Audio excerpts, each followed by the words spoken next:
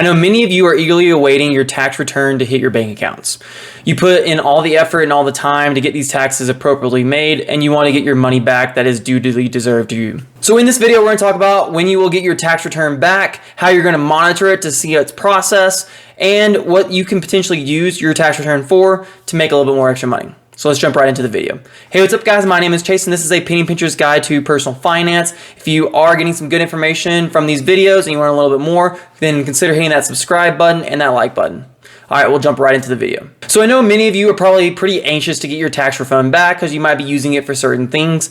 So the first thing that you need to think about is when the actual official tax season starts, and that's going to be for January 24th of 2023. So starting from this date, the IRS will start officially processing tax returns, but that doesn't necessarily mean that you're going to get your refund back that fast. Now, the IRS does state that most tax returns will be returned within 21 days of being processing, but that can vary based on many factors. For example, if you file your taxes electronically, you'll generally receive your refund faster than if you file a paper return. Now, for me in the past, over the past couple of years, I have actually received my return earlier than 21 days because I did file it online using TurboTax, and I would say I got it within the first 1 to 2 weeks. One thing to keep in mind is that you do file in the earlier part of the season, then you will potentially get your refund faster than if you're filing in the later part of the season. One way I like to think about this is if there are multiple refunds happening at one time, it's going to take longer for them to be processed. But if you are one of the first people to put them in and there are fewer people that need to be processed and reviewed, then you will get your refund a little bit faster. So in the end, I would recommend being a little bit more proactive if you're able to and you have all your documents. That way you can get your money back into your pocket a little bit faster. Another thing that could affect the time that you get your refund back is if you're going to be claiming certain credits or tax deductions on your tax return. If you have multiple, then the IRS will have to review those and ensure that they are appropriately placed, and that could then slow down your tax return and cause you to get it a little bit later than other people.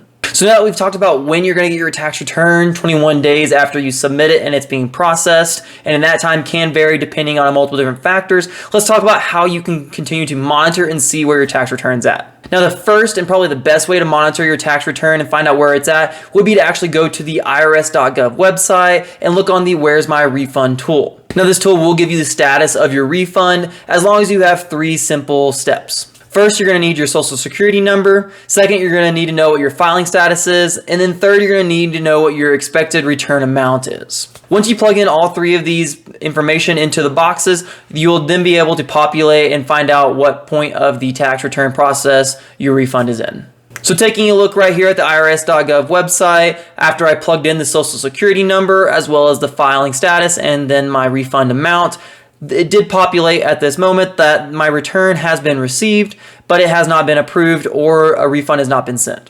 They do reiterate that it will take up to 21 days after processing, and however, it can take longer depending on certain circumstances. And if you don't want to use a desktop version, then you can download the irs.gov app and you can check your refund status on there as well. Now, if you don't want to use the website and you want to talk to an actual person, then you can call the IRS directly and speak to a representative, but be aware that if you do this, the wait times can be extremely long and lengthy during the tax season. Now, I wouldn't recommend calling in directly to the IRS because of how long the wait lines can be and having to talk to a specific person. I would recommend just going with the irs.gov website because of how fast it is to generate that return and see where it's at. Now, one more thing that I wanted to mention is that you should always file your taxes on time. Even if you're going to be a little bit late in the payments, you want to go ahead and submit it and file it by the tax deadline, because if you don't, then that can lead to some penalties as well as some delays in the actual return because you're going to be putting in your return a little bit late.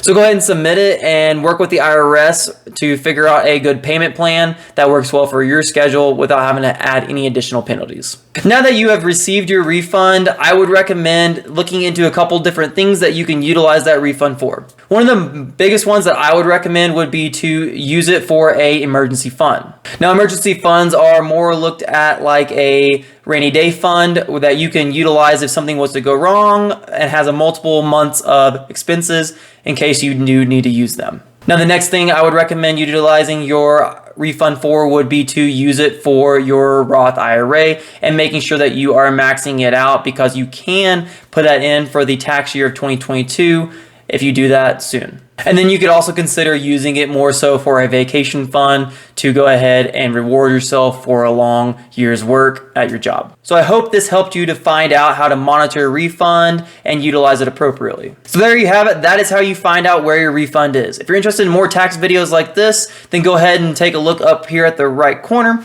And as always, I want to remind you that we are here from your first penny to your first million. We'll see you next time.